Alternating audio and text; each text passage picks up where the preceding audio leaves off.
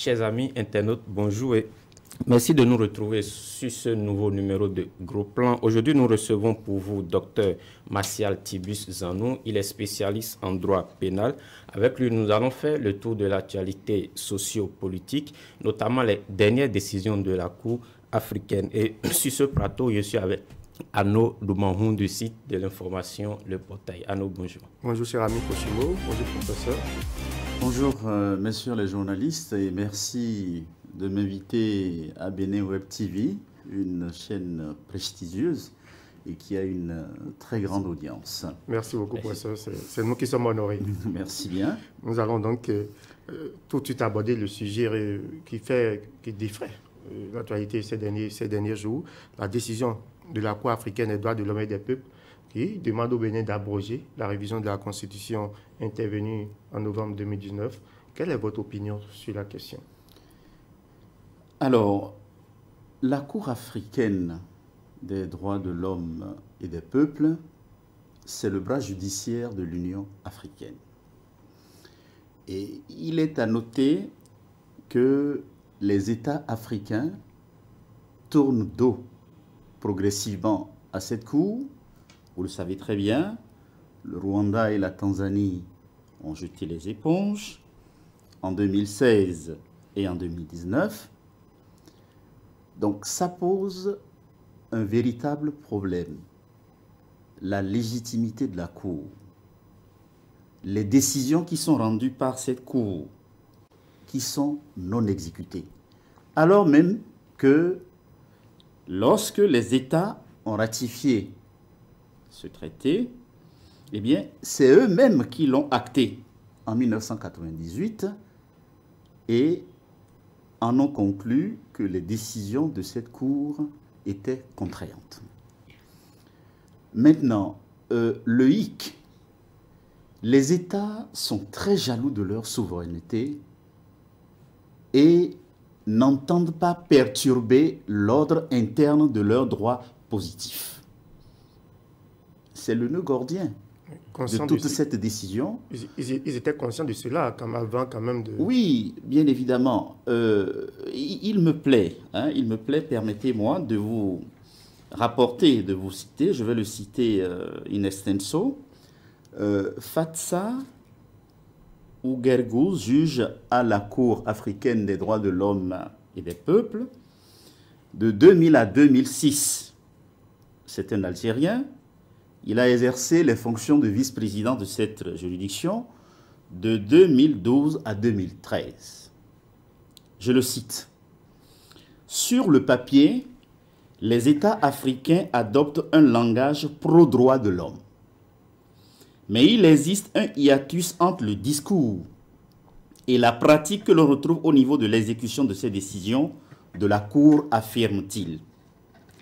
Comme tous les États,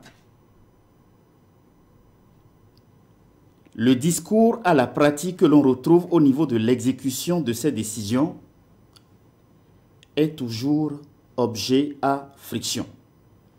Et comme tous les États du monde, les pays africains n'aiment pas être stigmatisés par un organe de protection des droits de l'homme et ils restent relativement solidaires.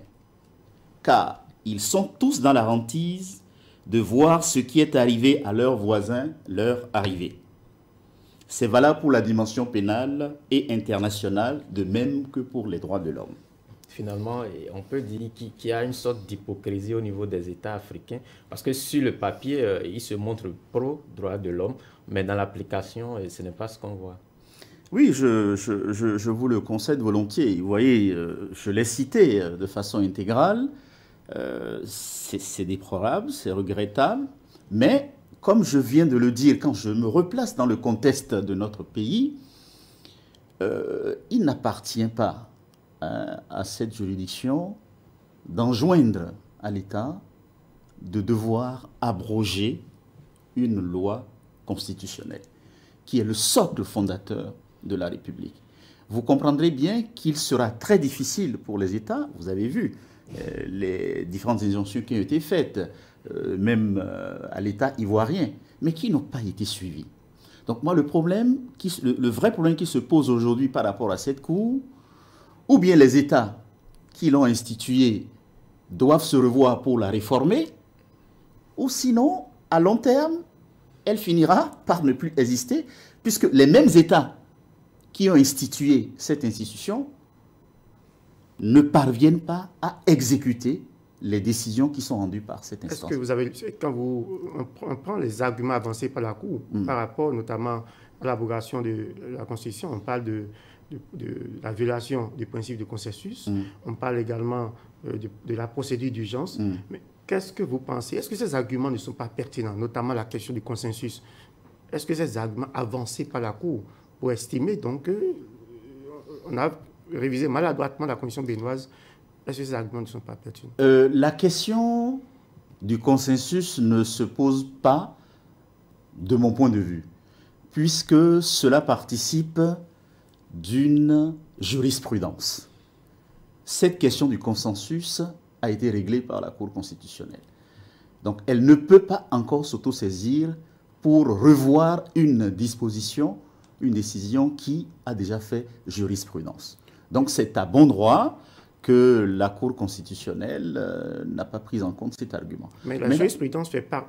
Il y a d'abord la jurisprudence avant qu'on ne rende la décision. On tient compte de la jurisprudence en principe. Tout à fait, je suis d'accord avec vous, mais c'est un principe de droit, on ne peut pas y revenir. On ne peut pas y revenir. Et sur la notion de la procédure d'urgence, c'est des mécanismes qui ont été institués par notre Constitution, et je pense que le constituant, la Cour constitutionnelle estime qu'elle n'a pas à revenir sur une décision qui a été déjà actée, notamment par rapport à la révision de cette Constitution. Mais quand on laisse la décision de la Cour africaine, la manière dont la Constitution a été révisée, est-ce que vous l'approuvez, la procédure d'urgence? On a au Parlement 2 partis politiques qui sont tous du même mot. Est-ce que quand on laisse ces arguments de la Cour africaine, personnellement, est-ce que vous approuvez cette manière-là? Vous savez, ce sont des questions hautement sensibles et très politiques. À un moment donné, le gouvernement a estimé, vous savez, dans un premier temps, cela a été évoqué, mais ça n'a pas prospéré. Ensuite, le gouvernement est revenu à la charge et sur la base des éléments, des arguments que le gouvernement a pu mettre en évidence, a convaincu les différents acteurs, qu'ils soient du bord présidentiel, enfin du bord qu'ils soient de la mouvance, pour la révision de cette Constitution. Pour moi, une fois que c'est acté, il n'y a pas l'objet d'un débat. Dans la foulée, la Cour a également demandé à l'État béninois d'abroger la loi d'amnistie votée donc à l'issue du dialogue politique. Vous qui êtes pénaliste, qu'est-ce que vous pensez donc de cette décision-là? Et quelles sont les implications si l'État béninois devrait respecter cette décision? Bon, alors, quand on prend connaissance de cette décision, la Cour africaine des droits de l'homme et des peuples demande... Voilà encore un problème de souveraineté. La loi a passé tous les filtres prévus par notre Constitution. Il a été voté, promulgué et publié au journal officiel. Alors, au nom de quoi cette Cour africaine des droits de l'homme et des peuples va demander à un État souverain de devoir abroger cette loi? S'il y a des amendements ou s'il y a des corrections à apporter, il appartient au gouvernement de saisir l'Assemblée nationale pour apporter les corrections nécessaires. Mais il ne revient pas à la Cour africaine des droits de l'homme et des peuples d'enjoindre à un État souverain de devoir revenir sur des lois qui ont suivi le filtre prévu par les mécanismes de notre Constitution, la Constitution qui est le socle fondateur d'une république. Les implications de cette décision-là, si l'État béninois décide, c'est vrai que ce n'est pas vraiment évident, mais si l'État décide d'abroger cette loi d'amnistie, quelles sont les conséquences? Écoutez, quand on lit le dispositif de la décision de la Cour africaine des droits de l'homme et des peuples, il m'a semblé comprendre que c'est sur les dommages collatéraux que la Cour demande à l'État de devoir revoir sa copie. Bon, l'État a estimé, le gouvernement a estimé que les poursuites doivent être suspendues. Les personnes qui ont été arrêtées ont recouvré leur liberté. Donc sur le plan pénal, il y a l'extinction de l'action pénale. Maintenant, subsiste le côté de la réparation au plan des dommages et intérêts. Il me semble, c'est ce que la Cour est en train d'agiter. Il appartient à nos autorités d'en tenir compte pour une meilleure appropriation de toutes les facettes de cette décision dans une dynamique d'apaisement. Parce que vous voyez, lorsque on se réfère notamment sur la question de la Constitution, il y a des députés qui avaient modifié, quand même fait une modification en tout temps à l'Assemblée, et la Cour a rejeté cette révision de la Constitution parce qu'ils avaient prolongé le mandat. Et la Cour avait avancé la question, par exemple, du consensus dont nous parlons.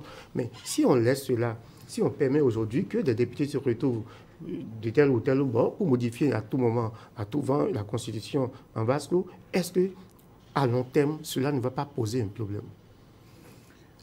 Il est vrai que nous avons été dans une situation exceptionnelle et il est à souhaiter que la Constitution ne fasse pas encore l'objet d'une nouvelle révision ou tel que vous l'avez évoqué.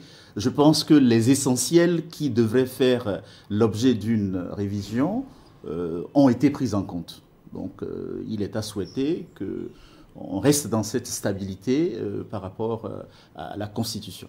Demain, si nous avons au Parlement, par exemple, rien que des opposants qui prennent le pouvoir, ils peuvent se réunir au Parlement, et puis patati patata, on révise encore une fois la Constitution, parce que justement, on n'aurait pas tenu compte du principe essentiel de consensus pour réviser la loi. Je suis d'accord que la Constitution est une loi, mais est-ce que ça ne pose pas un antécédent grave par rapport à la stabilité que vous souhaitez?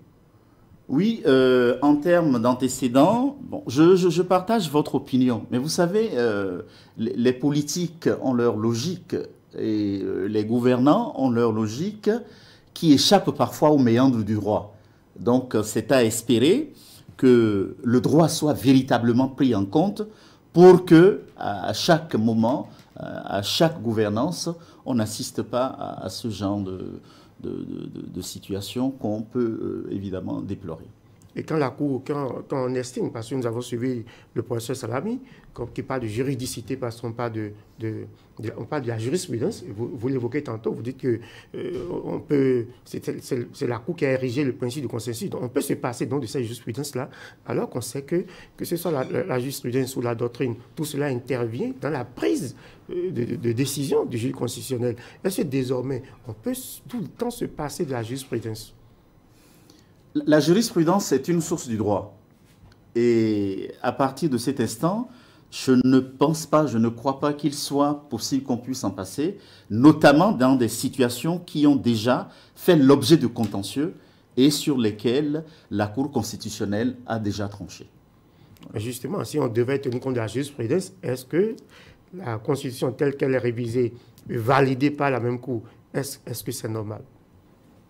Parce que justement, il y a eu une décision de la Cour elle-même qui dit que les députés ne devraient pas se réunir et réviser la Constitution de cette façon-là, parce qu'il faut forcément recourir au consensus. Aujourd'hui, les députés se sont réunis, ils ont révisé, et la Cour valide en ignorant la jurisprudence. C'est le problème qui se pose véritablement. Oui, au niveau de cette révision, je crois savoir qu'il y a eu le consensus. Mais les mêmes à l'Assemblée se sont réunis, un peu comme ils se sont réunis ensemble, puis ils étaient les mêmes, ils veulent prolonger leur mandat. Il y a eu consensus à l'interne, et puis bon, ils ont prolongé le mandat. La Cour a dit non, vous ne pouvez pas le faire. Aujourd'hui, ils se réunissent entre eux, ils sont pratiquement dans la même situation, et ils révisent la Constitution et la Cour valide. Et ça dit que le consensus se limite désormais aux partis qui se rassemblent au niveau de l'Assemblée nationale.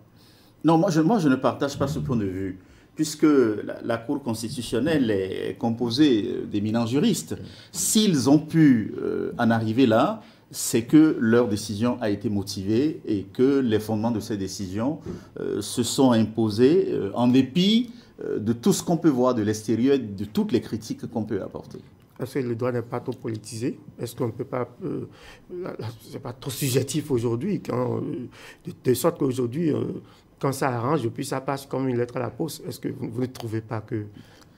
Je partage entièrement votre avis. Vous savez, que vous le veuillez ou non, le droit, à un moment donné, prendra toujours une ascendance sur le politique. C'est le paradigme de nos sociétés, c'est pas qu'au Bénin, on le voit partout ailleurs, mais c'est de pouvoir trouver le juste équilibre pour que les décisions juridiques ne s'empêtrent sur le sentier de la politique.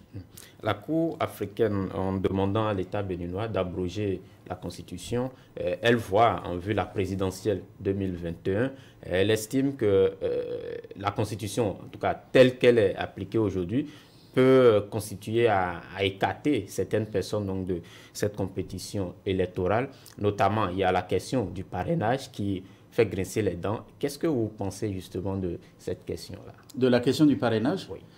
Alors, pour ce qui est relatif au parrainage, le Code électoral a tranché la question.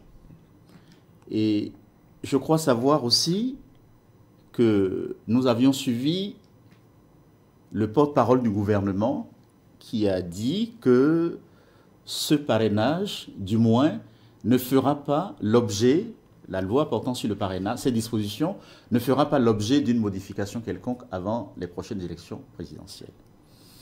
À partir de cet instant, il me semble que le gouvernement, sauf revirement spectaculaire, n'a pas l'intention de saisir l'Assemblée nationale pour réviser cette disposition.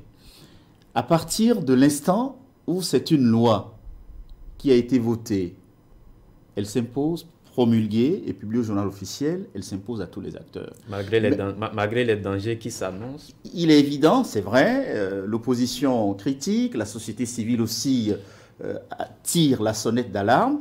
Moi, je pense que ce qui est à faire aujourd'hui, les différents potentiels candidats aux élections présidentielles doivent affiner leur stratégie et envisager la possibilité éventuelle, en dépit de tout, d'aller aux élections pour contourner cette disposition. Puisque, en fait, le parrainage relève de la responsabilité des partis politiques, des différents partis politiques, de la mouvance, et de la responsabilité individuelle de chaque élu. Parce qu'aujourd'hui, on ne peut quand même pas comprendre, même si cette question fait l'objet de diatribes et de controverses, chaque élu a quand même des affinités avec les députés, les maires qui sont de la mouvance présidentielle, qui sont dans les deux grands rassemblements. Donc il est à souhaiter qu'à un moment donné, lorsqu'ils vont réussir à convaincre ces élus de la pertinence de leur projet, et dans la dynamique actuelle, ce qu'ils peuvent apporter pour contrebalancer tout ce qui a été fait jusque-là, il me semble que à ce moment, ils vont quand même convaincre ces députés ou ces maires pour obtenir le parrainage. Moi, je ne pense pas que ça soit impossible. Au lieu de se focaliser tout le temps, il faut chercher les mécanismes, faire un travail souterrain et voir ceux des députés qui seront convaincus à leur projet de société et pourraient leur apporter leur caution en vue de ce parrainage. Moi, c'est sous cet angle que moi je vois. Vous trouvez que c'est normal que des candidats de l'opposition aillent convaincre des élus de la mouvance sur un projet de gouvernance contraire à leur vision? Est-ce que dans les faits, c'est possible? Vous savez, en politique, rien n'est gagné à l'avance. En politique, rien n'est gagné à l'avance. Tout est possible. Donc, comme le disent les Anglais, wait and see. On attend de voir. On a attendu, on a vu, dans le cas des élections législatives, qui n'ont pas été, en 2019, qui n'ont pas été des élections inclusives, on a vu les conséquences. On a vu que cela a dégénéré après, passé à des mouvements, des soulèvements, et cela a conduit quand même à de tristes événements. Est-ce qu'aujourd'hui, on ne risque pas de tomber dans les mêmes travers? Écoutez, nous n'allons pas être pessimistes. Je pense que le gouvernement a pris la mesure de toute cette controverse et de tout le malaise que cette question de parrainage pose aujourd'hui, j'ose espérer que, en dépit de ce qui a été dit, à savoir qu'il n'y aura pas une révision de cette disposition, que les différents acteurs réussiront à trouver le consensus. Je pense que le président de la République aussi s'y est engagé. Donc, il a dit que les élections, les prochaines élections seront... Est-ce que c'est facile de réveiller un chat qui ne dort pas? Un mouvancier pur et dur, vous allez le convaincre? Est-ce que c'est facile de réveiller un chat qui ne dort pas? Vous savez, en dehors de ce que l'iceberg vous présente, ça nous sommes dans le débat même de la politique. Vous êtes aussi un acteur politique. Est-ce que c'est parce que vous êtes aussi un acteur politique que vous prêchez pour votre paroisse non, pas du tout. Ici, moi, je vous parle en tant que technicien du droit. D'accord? Je vous parle en tant que technicien du droit. Mais comme je vous le dis, en matière de politique, ce que le visage, l'iceberg que vous présentez, il n'est pas évident que ça soit la même chose. Donc d'ici là, on ne sait pas. On attend un miracle. Ce que chaque député ou chaque maire va décider en son temps, en raison des personnes qui les approchent et en raison de l'argumentaire à les convaincre, à les persuader, ils vont prendre leurs décisions en toute conscience et en toute liberté. C'est une question de responsabilité individuelle. Parlant du droit, évidemment, est-ce que cette forme de parrainage, aujourd'hui, on oublie 2021, est-ce que cette forme de parrainage adoptée, est-ce qu'on peut la réviser? Que ce soit juste les élus, est-ce qu'on ne peut pas aller vers le parrainage citoyen comme le souhaitent certains? Quelle est votre opinion sur la question? Bon, écoutez, il faut dire que le parrainage n'est pas l'apanade du Bénin. On l'a vu dans toutes les grandes démocraties. Et vous avez vu dans certains pays, ils ne sont pas forcément, ils n'ont pas été forcément de la mouvance présidentielle du gouvernement, mais ils ont obtenu le nombre de signatures, le nombre de parrainages pour aller aux élections. Alors, c'est une expérimentation. Donc, on va voir ce que ça veut donner. Et d'ici là, si on estime que ça n'a pas bien fonctionné ou que ça a créé beaucoup plus de problèmes qu'on a pensé en résoudre, à ce moment-là, on prendra la mesure des choses et on pourrait peut-être éventuellement aller à une révision ou à un aménagement de cette disposition. Le parrainage n'est pas l'apanage du Bénin, mais il y a diverses façons de l'appliquer. Donc, est-ce que ceux qui proposent aujourd'hui un parrainage citoyen, au lieu de mettre le dictat, de garder le dictat des élus, si vous devez choisir en tant que technicien entre le parrainage citoyen, on dit peut-être qu'il faut 1000 signatures de Benoît Landa, ou le parrainage des élus, quelle est la meilleure option? Alors, si je comprends bien de votre explication, le parrainage citoyen consiste à obtenir le parrainage d'un certain nombre de citoyens. Sûrement, il y aura un quantum qui sera fixé. Ce ne sera pas ouvert. C'est aussi une approche. Elle me semble aussi judicieuse, mais pour l'instant, nous n'en sommes pas là. Alors, il y a également la question, la réforme du système partisan. L'argument, on a dit qu'il y a trop de partis politiques, qu'il faut essayer donc de réduire le nombre de partis politiques, d'assainir donc le milieu. Après, on a vu le résultat. Aujourd'hui, nous en sommes à une dizaine de partis politiques qui ont pu donc respecter les nouvelles normes. Est-ce qu'à l'avenir, cette réforme peut vivre à l'avenir? Je peux vous dire de façon claire que cette réforme partisane, elle était nécessaire pour notre environnement politique. C'est vrai, aujourd'hui, on a des grands ensembles, on a des partis qui ont réussi à se conformer à cette exigence légale. Bon, c'est à déplorer. Ceux qui n'ont pas pu le faire en son temps, c'est aussi le jeu de la démocratie. À partir de l'instant où on se donne des lois, quelles que soient les divergences et quelles que soient les oppositions et les mécontentements, il faut toujours faire l'effort de rester dans ce que prévoit la réglementation. Donc, mais curieusement, seuls les partis du chef de l'État ont pu rester dans la réglementation. Les seuls à l'Assemblée, les seuls à détenir 71 communes sur 77. Est-ce que finalement, on n'a pas mis en œuvre une réforme qui n'a profité qu'aux siens?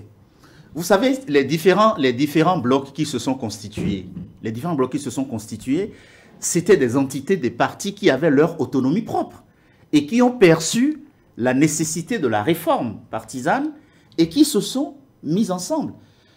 Alors, les autres partis qui ont décidé de rester en retrait. Certains ont déposé leur dossier au niveau du ministère de l'Intérieur. Ils ont essuyé un échec. Ça n'a pas été facile. Aujourd'hui, les démocrates qui se constituent toujours en difficulté, est-ce que c'est curieux tout de même, non, professeur? Non, moi je pense que les choses vont s'arranger. Je suis très optimiste et contrairement à ce qu'on a pu déplorer lors des élections législatives et communales, je pense que cette fois-ci, tous les acteurs prendront la mesure des choses pour donner la vitalité de notre démocratie et de ce Bénin qui surprend toujours, malgré les situations les plus conflictuelles et les plus dramatiques. Quand on pense qu'on est au bord du gouffre, le Bénin réussit toujours à se relever et à montrer son unicité, son union face au monde. Moi, je suis très optimiste. Lorsqu'on analyse les fondements de cette réforme-là, est-ce qu'on peut être sûr que dans 2 ans, dans 3 ans, qu'on ne va pas retomber dans les mêmes travers, c'est-à-dire avoir 200 ou 300 partis politiques? Non, je pense qu'aujourd'hui, avec tout ce qui a été mis en place au niveau de cette réforme partisane, au niveau du financement des partis politiques, tous les partis politiques, les acteurs de la vie politique comprennent aujourd'hui que seul un regroupement en grandes entités vaille la peine. J'espère que, et vous avez vu, les démocrates aussi, ils ont réussi à accorder leur violon, à se mettre ensemble pour aller vers ce regroupement. Une fois qu'ils auront leur récépissé, le problème sera résolu. Donc je ne pense pas que dans quelques années, quelles que soient les turbulences, qu'on revienne encore aux micro-partis qui en réalité étaient des partis intuitu personae en raison de la considération de tel ou tel leader. Aujourd'hui, les partis doivent avoir une envergure nationale. Et c'est ça qui constitue même le baromètre d'un parti et de sa vitalité politique. Un parti qui a une envergure nationale peut rafler les électeurs, peut rafler, avoir des voix sur toute l'étendue du territoire national sans être une entité close appartenant à telle cité, appartenant à telle ère culturelle, etc. Vous savez que s'il n'y a pas une véritable compétition, est-ce qu'on peut aujourd'hui dire que nous avons des partis d'envergure nationale alors qu'on n'a pas eu véritablement de belles compétitions? Est-ce qu'aujourd'hui on peut le dire? Moi, je pense que, comme je vous l'ai dit tout à l'heure, tous les partis qui se sont formés au niveau des blocs et tous les partis qui sont en train qui se sont fusionnés dans les démocrates, ce sont des entités autonomes. Ils étaient des entités autonomes. Vous avez aussi le PRD. Tous ces partis-là, aujourd'hui, ont une certaine envergure. Vous avez eu le parti de Mme Prudencio. Voilà, tous ces partis-là, aujourd'hui, participent à l'animation de la vie politique. Beaucoup de réformes ces dernières années, notamment dans le secteur judiciaire, ce qui fait couler beaucoup d'encre de salive, c'est la question de la réforme au niveau du Conseil supérieur de la magistrature. On a ouvert le Conseil supérieur de la magistrature à des gens qui ne sont pas des praticiens. Quelle lecture faites-vous de cette réforme-là? C'est vrai, j'ai pris connaissance de cette réforme qui a été vivement critiquée par les magistrats, les professionnels judiciaires, le problème aujourd'hui, c'est que cette structure-là, le Conseil supérieur de la magistrature, il y a eu une ouverture, on a permis à des politiques d'entrer au sein de ce Conseil supérieur de la magistrature. Et c'est là que le bas blesse, et c'est toute la difficulté, puisqu'en réalité, les magistrats auraient souhaité que ça soit à grande majorité des magistrats qui connaissent leur profession, qui connaissent les réalités de leur profession et qui puissent en décider sans émission des politiques. Mais à partir de l'instant où le gouvernement en a décidé ainsi, la réforme a pu prospérer et les choses en sont là. Les magistrats sont, justement, est-ce qu'avec ça, on peut dire qu'il y a toujours une indépendance judiciaire, étant donné que les magistrats dans l'organe suprême sont en infériorité? Est-ce qu'on peut se dormir sur sa laurier et dire, bon, voilà, le gouvernement en a décidé, et puis bon, la justice est toujours indépendante dans ce contexte? Non, je pense qu'on ne va pas se focaliser à la composition du Conseil supérieur de la magistrature pour renier. Non, c'est une instance décisionnelle. C'est une instance décisionnelle. Quand on connaît son fonctionnement, je ne pense pas que le Conseil supérieur de la magistrature puisse donner des instructions aux juges du parquet ou aux magistrats du siège pour aller dans telle ou telle décision que ça soit. Je ne pense pas. Les magistrats restent toujours indépendants dans leur juridiction, dans les tribunaux. C'est une instance qui régule en réalité le fonctionnement, la carrière des magistrats, et je ne pense pas... Est-ce que du jour au lendemain, on ne peut pas se retrouver sous le coup d'une sanction au niveau devant cet organe-là facilement, puisque c'est contrôlé par les politiques aujourd'hui? Oui, bon, c'est vrai. Le nombre de magistrats, est-ce que le nombre de magistrats que compose aujourd'hui le Conseil supérieur de la magistrature, lorsqu'il y a une décision où ils doivent défendre leurs confrères, ils ont la possibilité. Bon, je ne connais pas quel est le mécanisme. Est-ce que cela se fait par vote? Lorsqu'on doit prendre une décision, il faut aller lire le règlement intérieur. Donc je pense qu'il y a quand même des mécanismes qui auront... Puisque les politiques ne sont pas des magistrats. Donc, quelles que soient les décisions qu'ils auront à prendre, à un moment donné, ils vont se référer à la sagesse de ces magistrats-là pour trancher. Je ne pense pas que le Conseil supérieur de la magistrature prenne une décision en méconnaissance même des fondamentaux de la justice.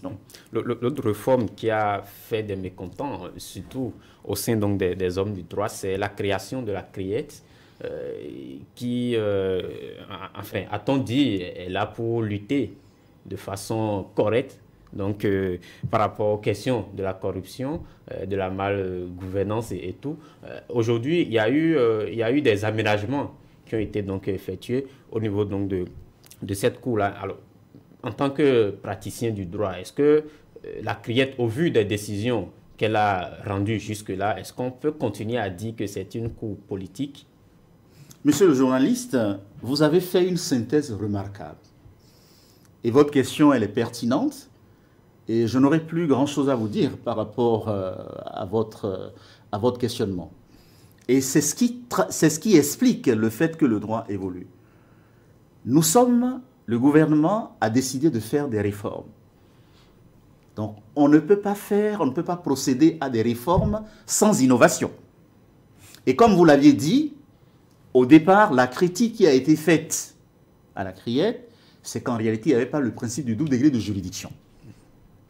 Donc, le gouvernement est resté à l'écoute, a compris que c'était une atteinte fondamentale au droit de la défense et au droit pour tout citoyen de bénéficier du double degré de juridiction. Et vous l'aviez évoqué tout à l'heure dans votre argumentaire. Cela a été fait. Moi, je crois qu'au regard du fonctionnement de cette institution aujourd'hui, il y a un très grand progrès.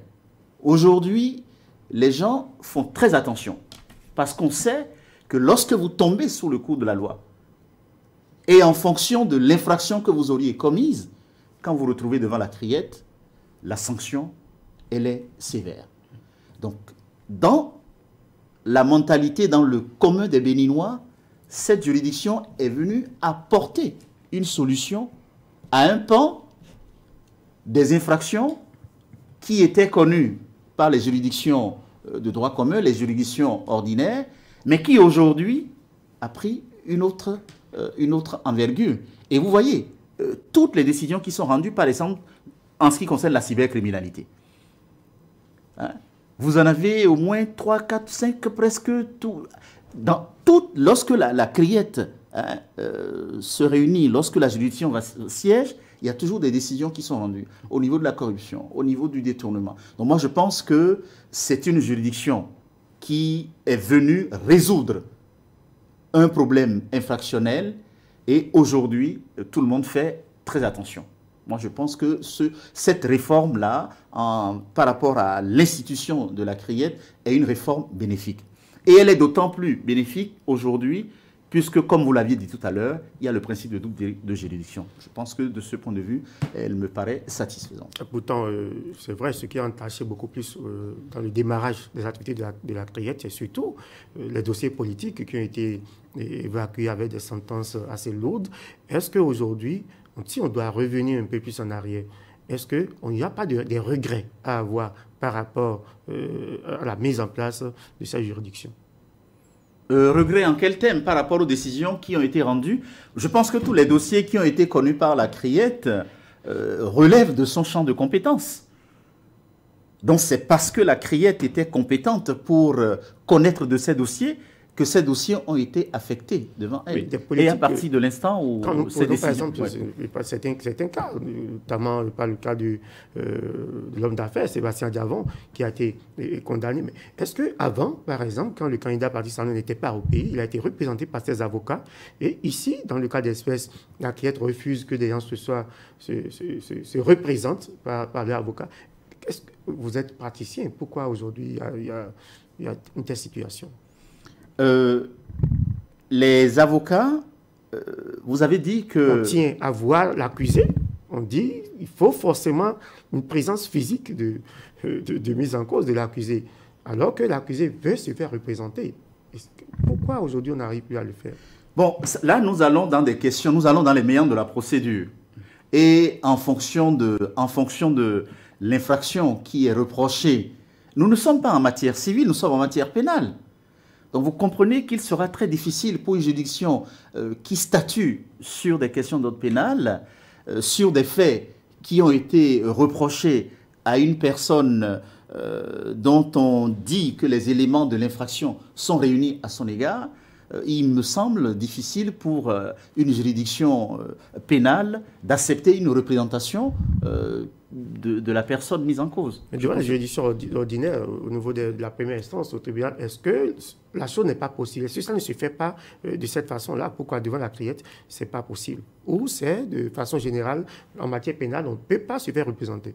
Oui, je vous dis que quand nous sommes en pénal, dès lors que c'est une infraction pénale qui nécessite que la personne qui a été mise en cause fasse valoir ses moyens de défense, s'explique et réponde au questionnement de la Cour, il me semble difficile que cette personne se fasse représenter. L'avocat, ce n'est pas celui qui a commis l'infraction. L'avocat constitue le bras fort de la personne mise en cause pour le défendre devant les juridictions. Mais l'avocat ne peut pas répondre des faits qui sont reprochés à quelqu'un qui a commis une infraction pénale. Et d'ailleurs, vous avez pu le voir ces derniers temps par rapport au procès qui a mis en cause le président Nicolas Sarkozy avec le haut magistrat de la Cour de cassation, qui à un moment donné avait des difficultés de santé pour se présenter à l'audience. L'audience a été suspendue, une expertise médicale a été ordonnée et la Cour a estimé qu'il devrait se présenter pour répondre des faits qui lui sont reprochés. Les avocats la Cour aurait pu dire non, à partir de l'instant où il a été déclaré, on a constaté que son état physiologique ne lui permettait pas de se présenter à l'audience, eh bien on continue les débats. Donc vous avez vu, c'est comme ça que cela fonctionne. Quand ce sont des affaires civiles, lorsque nous sommes purement en matière civile, où on doit statuer sur les dommages et intérêts, où on doit statuer sur le préjudice que la personne a subi, et qu'elle se prévaut d'indemnisation, alors là, les avocats peuvent le représenter, puisque là, nous sommes en matière civile. Mais au plan pénal, il me semble difficile qu'une juridiction pénale constituée puisse accepter qu'on puisse représenter une personne mise en cause. Au niveau également des cours d'assises, il y a eu une réforme où désormais on a les crimes de sang, on a créé la section criminelle au sein des tribunaux. Mais la question qui s'est posée, qui a fait débat, c'est le retrait des jurés du jury qui s'installe.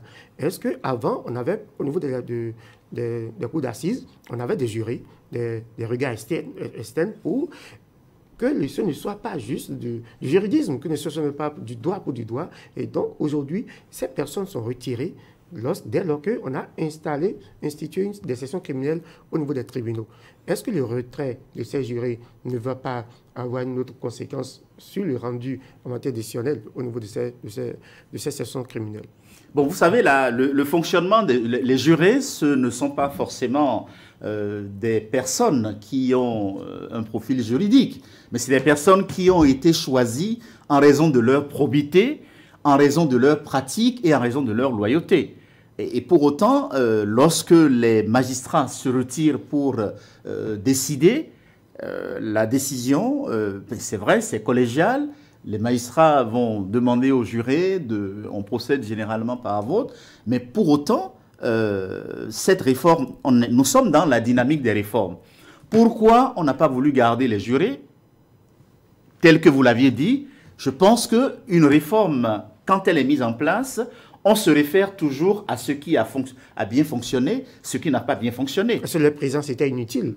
Non, on ne peut pas dire que leur présence était inutile, puisque les jurés, en fonction de leur connaissance de l'affaire et en fonction de l'opinion, de la conviction personnelle qu'ils se sont faites sur leur dossier, ils apportaient quand même une certaine atténuation par rapport à la rigueur ou à la sanction que le droit prévoit et réussissait parfois à emporter l'intime conviction des juges pour amoindrir les sanctions. Alors, aujourd'hui, ce n'est plus le cas.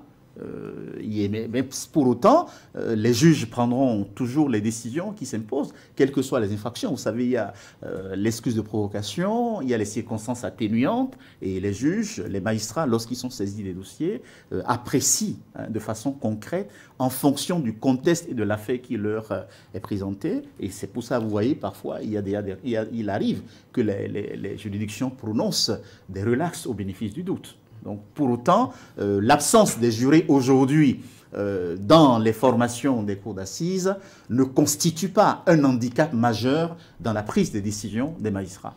Au niveau de la criette, il n'y a pas que la corruption qui est étudiée là-bas, enfin, il n'y a pas que des dossiers de la corruption qui sont examinés. On a aussi les faits qui relèvent de la cybercriminalité et autres. Et quand on voit un peu les décisions de la criette, on voit que cette cour a quand même la main très lourde au niveau donc des sanctions. Comment est-ce qu'on peut analyser ça? Est-ce qu'on vend la peur aux yeux donc des lois, aux yeux donc du code pénal? Est-ce que les décisions que la criette rend, la sentence, parfois c'est tellement lourd, on se demande quelle est la philosophie derrière? Est-ce qu'on vend la peur ou cela relève véritablement donc de ce que prévoient les textes? Vous savez, la criette ne rend pas des décisions selon son humeur. Toutes les décisions qui sont rendues par rapport aux différentes infractions sont contenues dans le code pénal. D'accord? Et la criette n'a pas un corpus juridique, n'a pas un code autre que celui qu'on applique devant toutes les juridictions. On a dit la criette, la Cour de répression des infractions économiques et du terrorisme. Son champ d'application est encadré par une loi. Les décisions qu'elle rend en fonction des affaires qui lui sont présentées sont rendues conformément au droit pénal.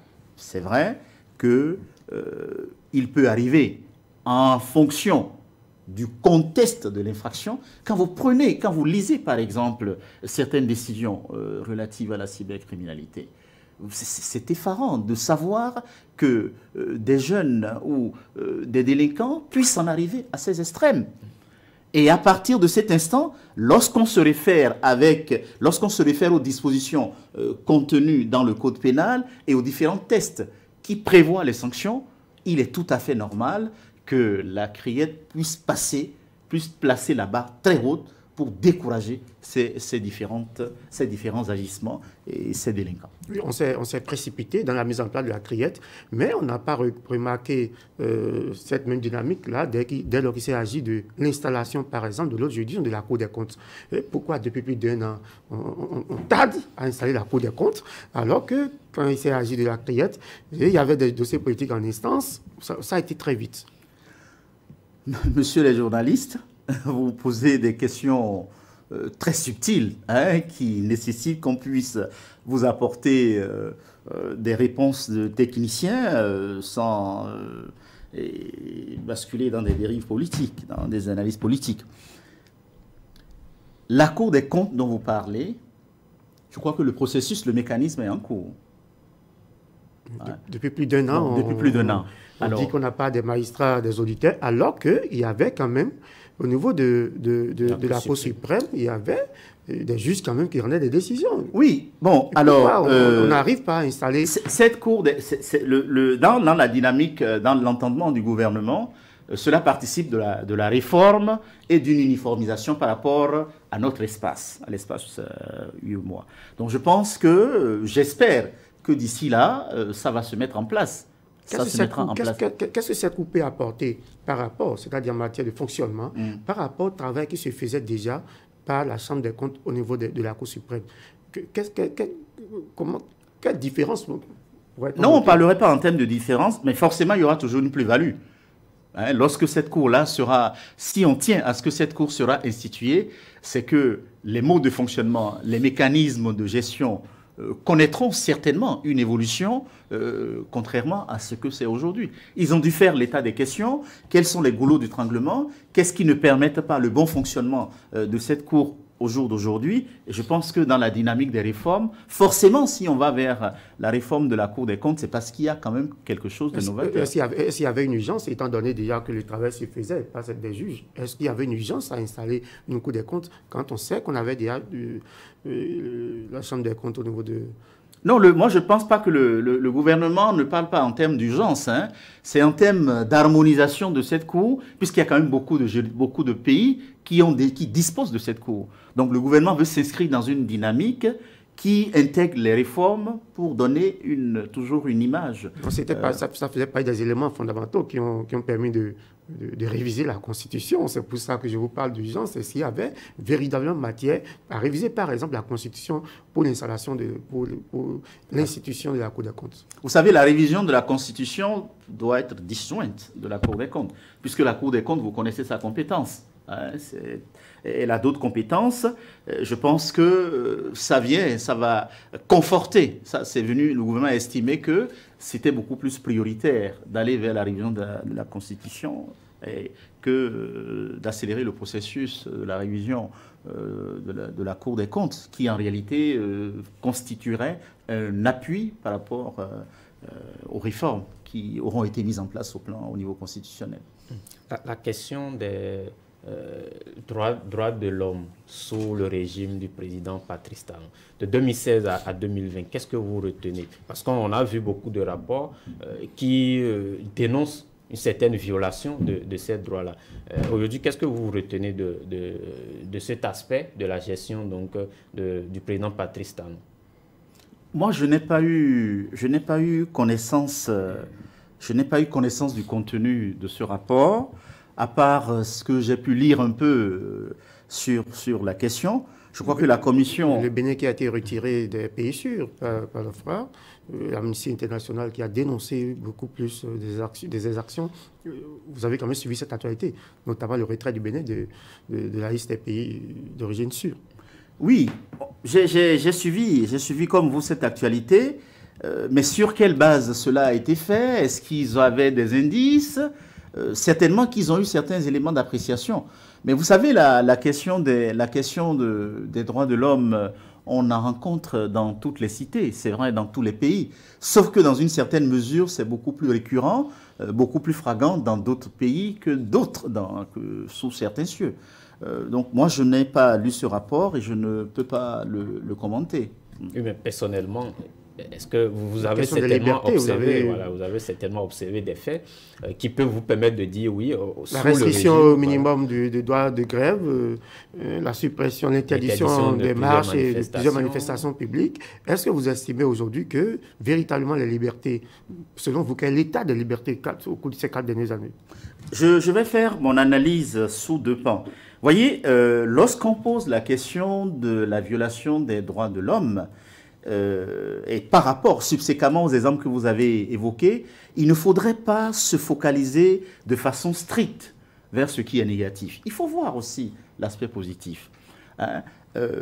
La liberté doit être, même si elle a valeur constitutionnelle, il appartient à l'État Il appartient au gouvernement, il appartient à l'Assemblée nationale de réguler cette liberté. Donc c'est dans le sens de la régulation de cette liberté que ces différents aménagements ont été apportés. Donc c'est vrai, on peut penser que c'est une restriction des libertés, mais aujourd'hui, vous avez vu, hein, l'atmosphère a été tout de même apaisée. Les grèves à répétition auxquelles on assistait dans le secteur éducatif, dans le secteur de la santé, eh bien, ça a été sensiblement réduit. Donc je ne pense pas que le gouvernement avait comme option, hein, le gouvernement a l'obligation, l'État a l'obligation d'assurer la continuité du service public et des services qui sont octroyés aux citoyens. Donc cet équilibre-là est difficile à réaliser, j'en conviens, mais à un moment donné, il faut y passer pour réguler le bon fonctionnement de... c'est vrai, on ne peut pas dire le droit n'a pas été retiré, n'a pas été systématiquement retiré. Mais il est une portion qu'on veut, c'est insignifiant. On ne peut plus aujourd'hui s'exprimer, notamment par rapport aux travailleurs, user du droit de grève comme...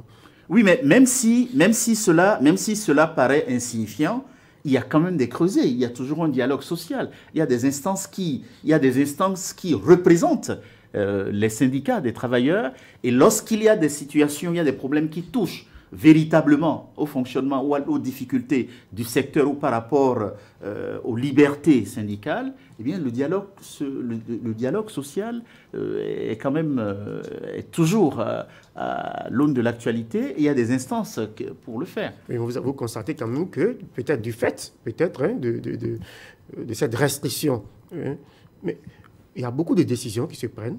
Les travailleurs font des déclarations de presse, mais on ne les écoute pas. On estime que c'est le gouvernement donc, qui conduit la politique publique. Et à partir de ce moment-là, telle chose s'impose. Vous avez suivi, par exemple, notamment pour la gestion de la pandémie Covid-19, les travailleurs, les syndicats ont dit non, nous pensons que telle option est la meilleure.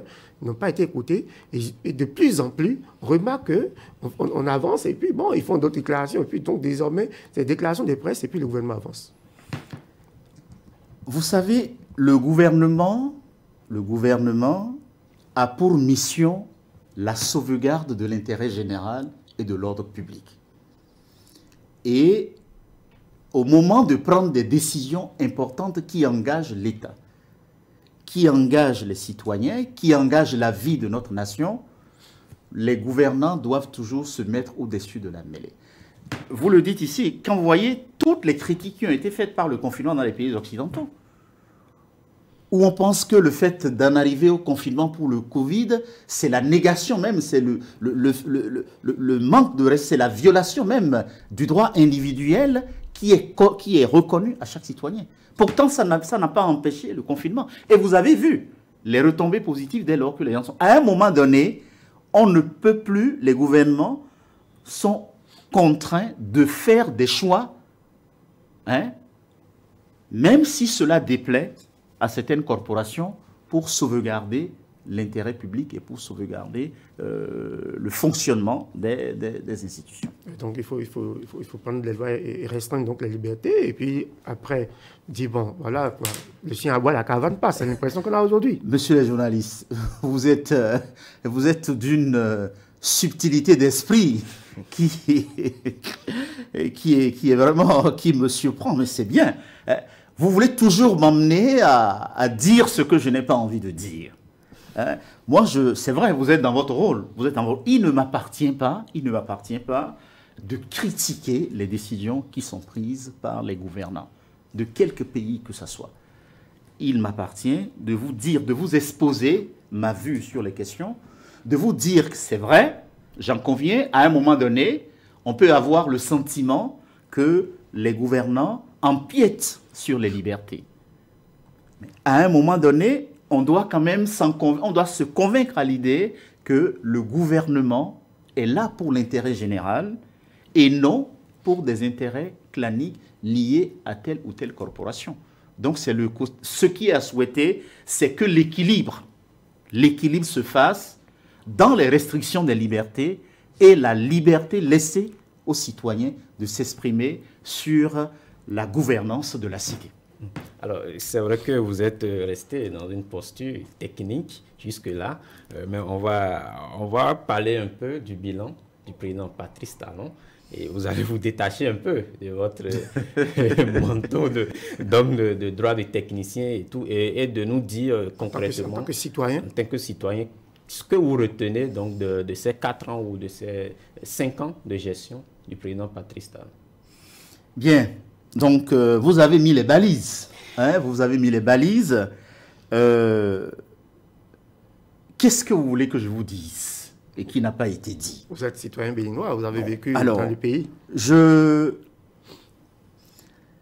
Vous savez, j'ai toujours une dose, j'ai toujours un côté optimiste pour voir les choses. Vous me demandez de parler en tant que citoyen. Que l'on aime le président Patrice Talon ou pas, je crois qu'aujourd'hui, quand on doit faire son bilan, il y a eu des faits majeurs. Il y a eu des actes majeurs. Il y a eu des faits marquants de sa gouvernance. C'est vrai, l'État, c'est une continuité. Des choses avaient été faites, des sentiers ont été ouverts. Donc, il est venu avec sa personnalité, avec son charisme, les parfaire. La perfection n'est pas de ce monde. Aucun dirigeant, quel qu'il soit dans le monde, ne fait jamais l'unanimité par rapport à la gestion de ses concitoyens. Donc, il est évident qu'aujourd'hui, des actions ont été faites. Il y a eu beaucoup de choses qui ont impacté, tant au niveau de la corruption, tant au niveau des infrastructures, tant au niveau de la rigueur de la gestion des affaires de la cité. Et je pense que ça, c'est à l'actif du président Patrice Talon. Mais pour autant, c'est vrai, tout n'est pas encore parfait. D'accord? Et lui-même, si vous avez pu bien l'observer, dans les différentes tournées qu'il est en train de faire, il a vu qu'il y a encore des choses à faire. Mais quels sont les éléments qui vous ont véritablement marqué au cours de sa gouvernance? Alors, par exemple, la réforme du système partisan, la réforme au niveau du système judiciaire, où le postulat de cette réforme, c'est de rapprocher la justice beaucoup plus des justiciables, hein, la création du tribunal de commerce, et puis les infrastructures, les réalisations qui sautent à l'œil nu, qui donnent une certaine visibilité aujourd'hui et une image prospère de notre nation au plan national. Vous êtes professeur, oui, par ailleurs. Une éducation de pagaille, qu'est-ce que cela vous dit? Une éducation de pagaille. Qui produit des bavards. Alors, je ne sais pas dans quel contexte cela a été dit et quel était l'état d'âme du président de la République. Je pense... Vos collègues ont réagi. Donc, Oui, donc à partir de l'instant où il y a eu une réaction, je pense qu'elle se suffit par elle-même. Vous êtes avec nous ce matin. Vous me mettez vraiment dans un embarras. Je ne peux pas me permettre d'apporter une opinion sur cette tribune-là. Mais votre analyse personnelle, le président dit que le système éducatif tel qu'il est aujourd'hui ne permet pas donc de produire des éléments prêts à mettre sur le marché de l'emploi. Enfin, je pense que c'est en cela qu'il parle donc d'un système éducatif qui produit donc des bavards, c'est-à-dire des gens qui ne sont pas techniquement prêts, voilà, à aller sur le marché donc de l'emploi. Vous avez des analyses qui m'enchantent. Vous avez replacé les choses dans leur contexte. C'est vrai que nous avons tous déploré le système éducatif tel qu'il a toujours fonctionné.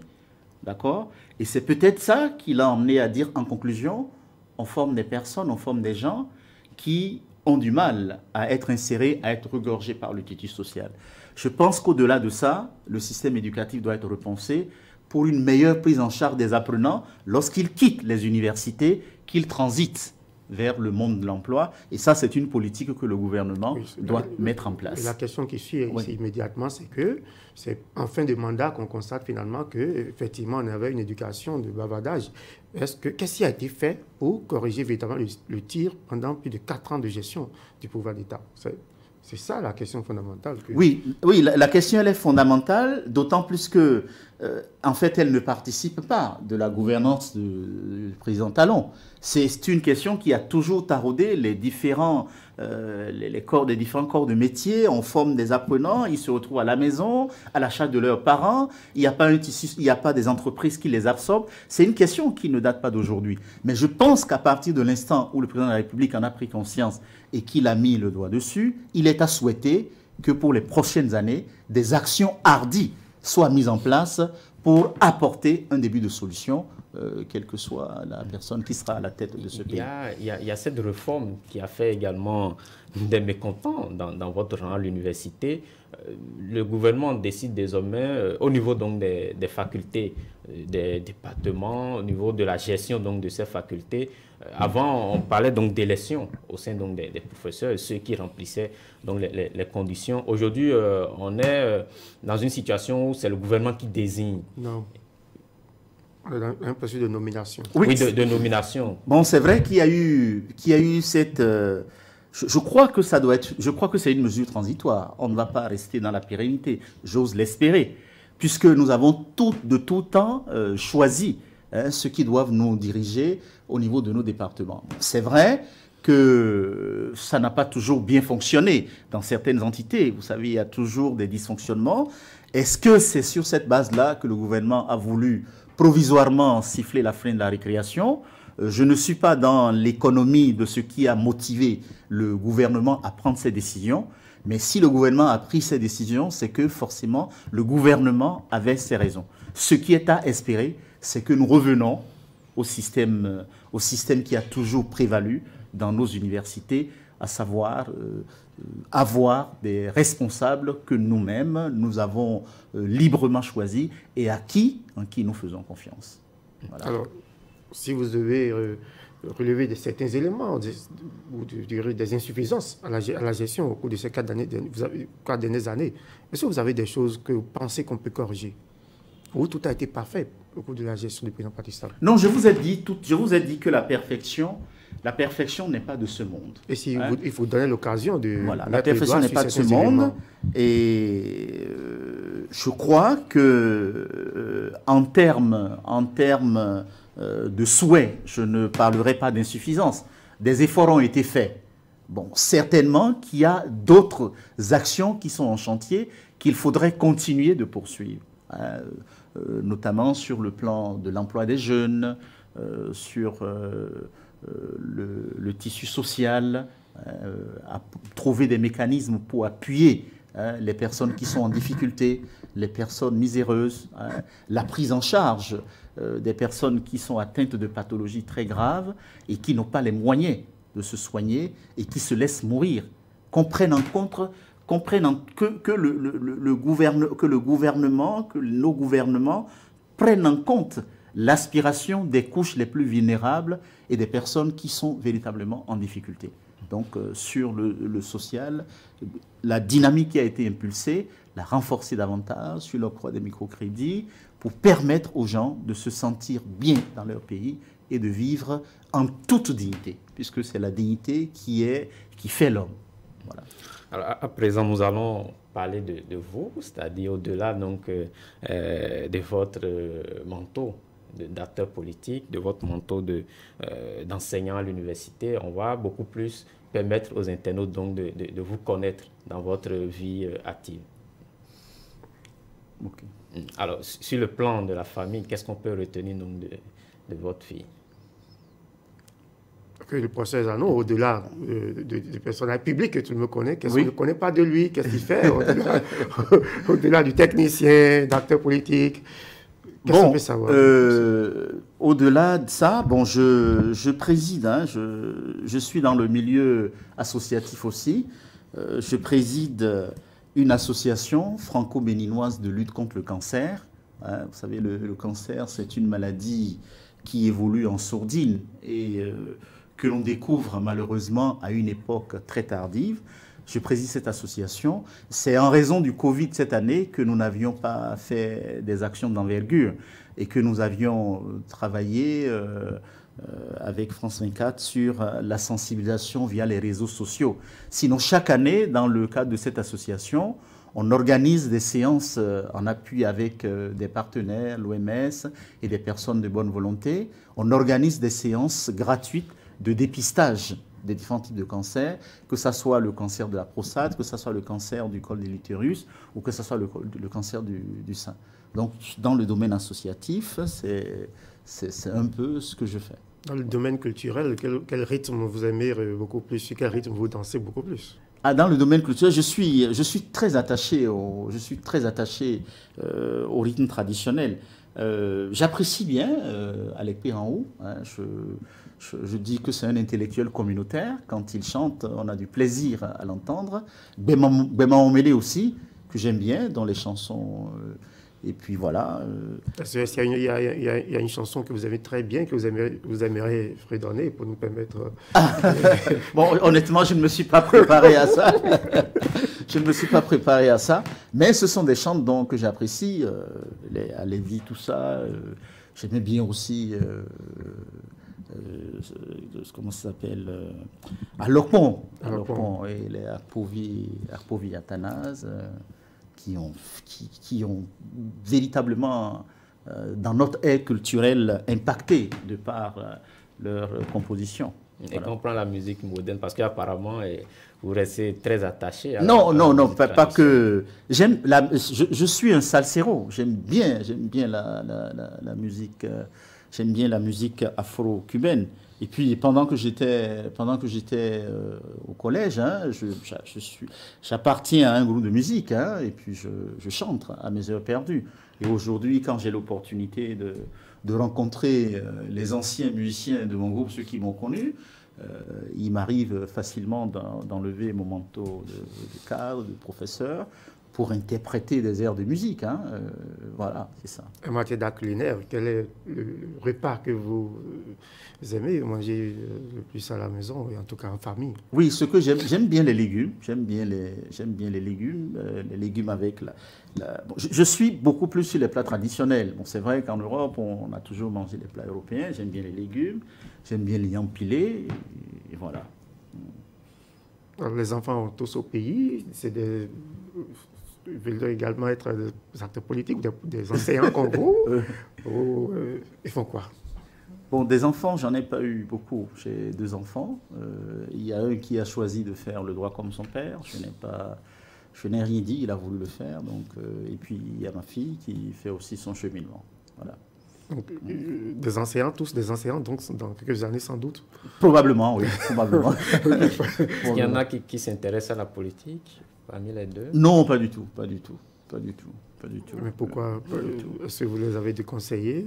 Non, je n'ai rien dit. Bon, vous savez, les enfants d'aujourd'hui, ils font comme on leur semble. Ils ont peut-être leurs activités ludiques, ils ont leurs préférences. Et bon, pas forcément, ils n'ont pas... En dehors du Bénin, que vous connaissez, qui est votre pays d'origine, est-ce que vous avez d'autres pays que vous avez beaucoup voyagé sans doute? Oui. Est-ce qu'il y a un pays qui vous affectionne également? Si vous devez, au-delà du Bénin, choisir un pays qui vous affectionne bien, ça serait lequel? Non, bon, c'est vrai que en dehors du Bénin, j'ai fait pratiquement toutes mes études jusqu'à la soutenance de mon thèse de doctorat en France. Donc, où j'ai quand même beaucoup plus d'attaches, où je vais souvent et j'apprécie bien en dehors des autres pays de l'Europe, où je vais aussi souvent à Vienne, en Autriche, où je m'intéresse de plus en plus au droit nucléaire avec l'Agence de l'énergie atomique. Voilà. Donc, entre autres, c'est mes passions. Alors, vous avez beaucoup vécu en France. Qu'est-ce que vous avez trouvé en tout cas, que le Bénin peut aujourd'hui recopier un peu par rapport, je ne sais pas si c'est la santé ou l'éducation ou en matière politique. Qu'est-ce que vous avez trouvé en termes de... La santé, un système de prise en charge, je crois que ça a commencé avec l'Arche, que ça se poursuive. Les infrastructures routières, ça a commencé, et c'est surtout les transports en commun. C'est très, très, très important que l'État envisage la possibilité de doter les villes de transports en commun. Aujourd'hui, pour circuler dans les villes européennes, vous n'avez même plus besoin de votre voiture. Vous avez la possibilité d'avoir le métro, d'avoir le tram, d'avoir le train, pour relier facilement Paris, Aix-en-Provence, Aix-Marseille, en 4 heures de temps. Hein, et c'est pourtant des extrémités qui ne sont pas négligeables. Donc je pense que ce développement, on doit mettre l'accent sur les infrastructures routières. Ça a commencé, il faut persévérer dans ça. Et bien évidemment, tout ce qui participe des transports en commun. Voilà. Vous êtes cadre de haut niveau, intellectuel bien bâti. Est-ce qu'il vous arrive de rester, d'aller au village chez vous, de rester en famille, j'ai dit parler de chez vous. Est-ce qu'il vous arrive de prendre de faire un tel retrait? Ah oui, c'est très très important. On ne peut pas se cantonner à la ville. Vous savez, moi je suis né à Dion, j'ai grandi à Dion, c'est dans l'Ouémé, donc de temps en temps, il me plaît d'aller revoir un peu ce village qui a connu mon enfance. À l'époque, on avait des marigots, hein, on avait des seaux, on allait prendre de l'eau dans ces marigots-là. Ce sont des instants, des plaisirs que j'aime vivre. J'aime bien me rendre aussi à Boïcon, à Aboumé et à Tori, hein, des endroits où on peut retrouver le calme, la sérénité de la vie, sous un arbre, dans un endroit bien reculé, à échanger, à discuter avec les gens qui n'ont pas votre niveau, qui n'ont pas votre culture. J'aime bien cette simplicité-là. Alors, si vous devez, peut-être dans 100 ans, hein, rejoindre Dieu, comment vous souhaitez qu'il vous accueille? Les bras ouverts. Pourquoi? Parce que, c'est vrai, même si tout n'a pas été parfait, j'ai la crainte de Dieu et je m'emploie à me conformer à ses exigences. Voilà.